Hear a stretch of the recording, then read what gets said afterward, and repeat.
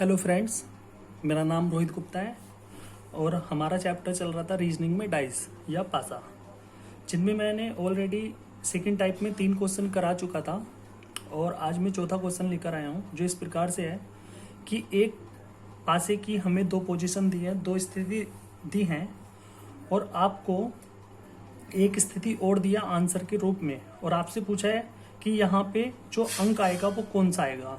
और मैंने आपको 3 तरीके के ऑप्शन दे दिए हैं।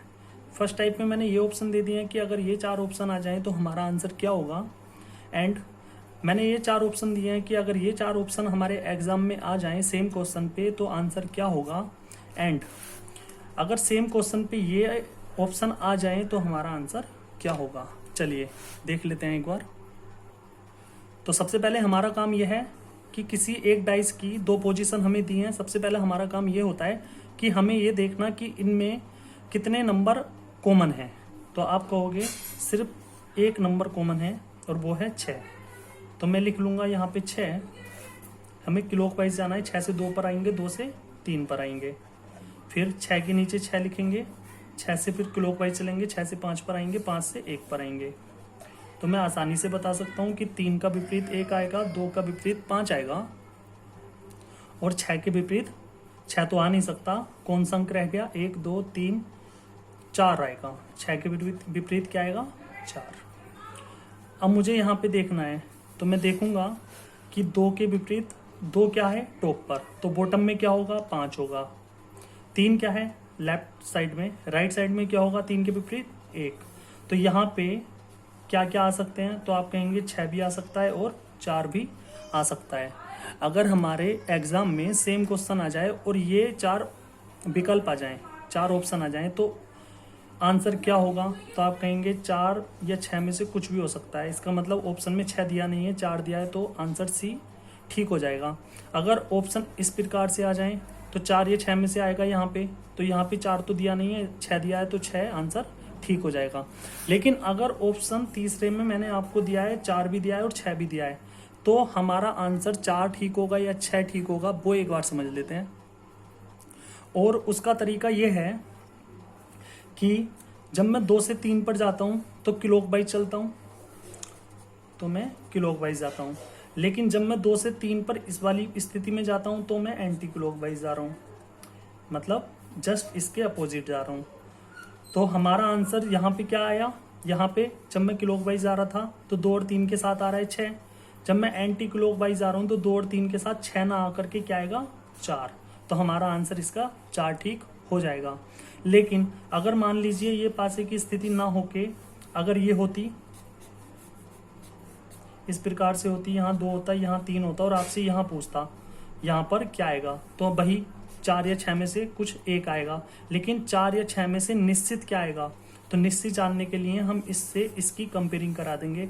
यहाँ पे भी 2 से 3 पर जा रहे हैं तो क्लॉकवाइज जा रहे हैं, यहाँ पर भी 2 से 3 जा रहे हैं तो क्लॉकवाइज जा रहे हैं। तो यहाँ पे भी 6 है तो यहाँ पर भी क्या होगा, 6। लेकिन अगर यहाँ पे 2 और यहाँ पे 3 है तो यहाँ पर आएगा 4।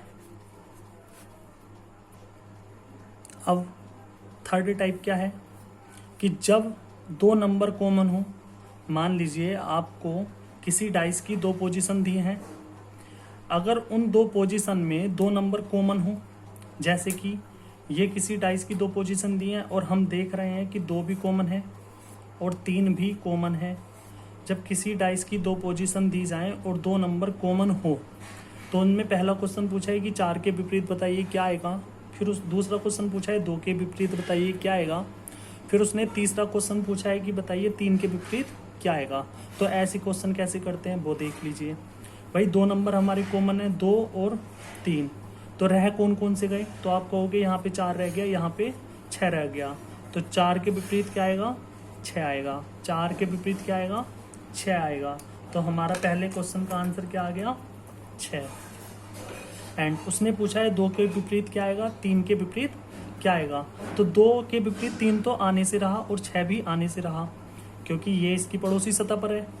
तो और 4 के विपरीत क्या है, 6 है, तो ये इसके विपरीत आ गया, मतलब 2 या 3 के विपरीत जो आएगा वो 1 या 5 में से आ सकता है। तो 2 के विपरीत 1 भी आ सकता है और 5 भी आ सकता है। उसी प्रकार 3 के विपरीत 1 आ सकता है या 5 आ सकता है।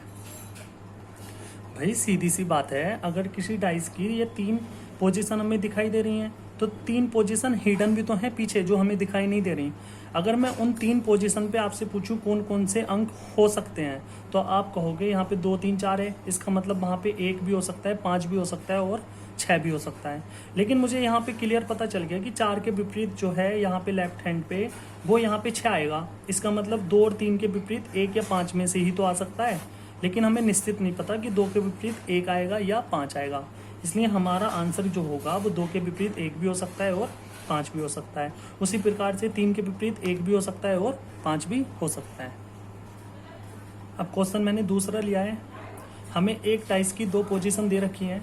हमारा सबसे पहला काम यह है कि इसमें नंबर कॉमन देखना कि कितने नंबर कॉमन हैं, और हमें दिखाई दे रहा है कि यहाँ पे जो कॉमन नंबर हैं वो एक तो 3 है और एक 6 है।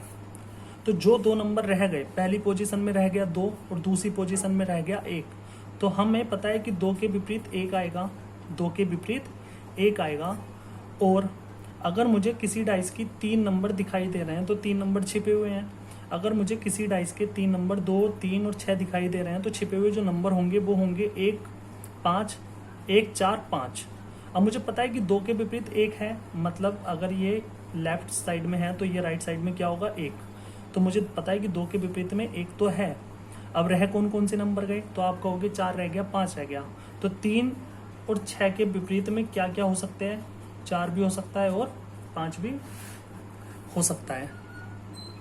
तो बस हमें ऑप्शन में 4 डाइस की पोजीशन दे रखी है और हमसे पूछ रहा है कि बताइए इन 4 ऑप्शन में कौन सा ऑप्शन ठीक होगा। तो हमें ऑप्शन एलिमिनेट कैसे करने हैं वो हम देख लेते हैं। हमें पता है कि 1 के विपरीत क्या है, तो पहले ऑप्शन में 1 और 2 एक साथ तो नहीं आ सकते, इसलिए ऑप्शन ए तो बिल्कुल ठीक होगा नहीं। ऑप्शन बी में आ जाते हैं।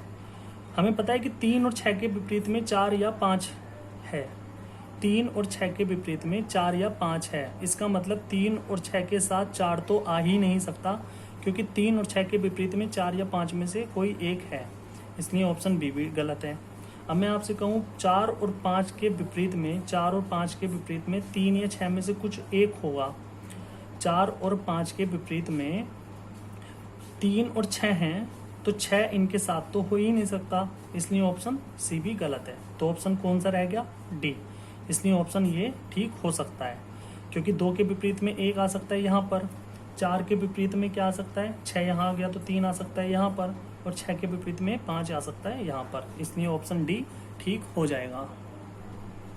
एंड इस टाइप का लास्ट क्वेश्चन क्या है, आपको एक डाइस की 2 पोजीशन दे रखी हैं और आपसे 5 के विपरीत में पूछ रहा है क्या आएगा, और मैंने 4 टाइप के आपको ऑप्शन दिए हैं। चारों टाइप के ऑप्शन में कौन सा ऑप्शन ठीक है वो हमें बताना है। तो हमारा सबसे पहला काम यही है कि डाइस की जो दोनों पोजीशन दे रखी हैं उसमें ये देखना कि कितने अंक, कितने नंबर कॉमन आ रहे हैं। तो हमें दिखाई दे रहा है कि कितने नंबर कॉमन आ रहे हैं, एक तो 1 आ रहा है और एक 6 आ रहा है, ये भी नंबर कॉमन आ रहा है और ये भी नंबर कॉमन आ रहा है। तो पहली पोजीशन में नंबर कौन सा रह गया, 3, और दूसरी पोजीशन में रह गया 4। तो मैं आराम से बता सकता हूँ कि 3 के विपरीत में 4 आएगा, 3 के अपोजिट में जो होगा वो 4 होगा। उसी प्रकार अगर मैं आपसे 1 और 6 के विपरीत में पूछूं तो कौन कौन से अंक रह गए, 2 और 5। मैं आराम से ये बता सकता हूँ कि 1 और 6 के विपरीत में जो आएगा वो 2 या 5 में से कोई भी हो सकता है। तो हमारा क्वेश्चन ये था कि 5 के विपरीत बताइए क्या आएगा। तो हमें पता है 5 के विपरीत में या तो 1 आएगा या फिर 6 आएगा, लेकिन अगर ऑप्शन ये आ जाए ये 4, तो हमारा आंसर क्या आएगा भाई, 5 के विपरीत में 1 या 6 आएगा, इतना तो हमें पता है। लेकिन अगर ऑप्शन इस प्रकार से आ जाए तो आंसर हमारा 6 आएगा, अगर इस प्रकार से आ जाए तो आंसर हमारा ये आएगा, 1 भी हो सकता है और 6 भी हो सकता है। यहाँ पर सी एंड डी का मतलब है कैन नॉट डिटरमाइन, या हिंदी में इसको बोलते हैं निर्धारित नहीं किया जा सकता। अगर इस प्रकार से ऑप्शन आ जाए तो कौन सा आंसर आएगा, इसमें 1 भी दिया है ऑप्शन में और 6 भी दिया है, तो हमारा ऑप्शन इसमें सी ठीक होगा, सी एंड डी, मतलब निर्धारित नहीं कर सकते। 5 के विपरीत 1 भी आ सकता है और 6 भी आ सकता है, लेकिन ऑप्शन में 1 और 6 दोनों दिया है, लेकिन हम निर्धारित नहीं कर सकते कि 5 के विपरीत में एग्जैक्टली 1 आएगा या 6 आएगा, इसलिए ऑप्शन हमारा सी ठीक हो जाएगा, सी एंड डी। उसके बाद 4 ऑप्शन ये दिए हैं, अगर इस प्रकार से 4 ऑप्शन आ जाएं तो हमारा आंसर क्या आएगा, तो हमारा आंसर 1 दिया है, 3 दिया है, 4, 3 और 4 तो हो नहीं सकते, ऑप्शन रह गया A and D, none of this का मतलब होता है कि इनमें से कोई नहीं। तो ऑप्शन हमारा ए ठीक हो जाएगा, क्योंकि 5 के विपरीत में 1 भी आ सकता है और 6 भी। तो ऑप्शन ए दिया है, तो एक ए में दिया है 1, तो हमारा ऑप्शन ए ठीक हो जाएगा। Okay, thank you so much class.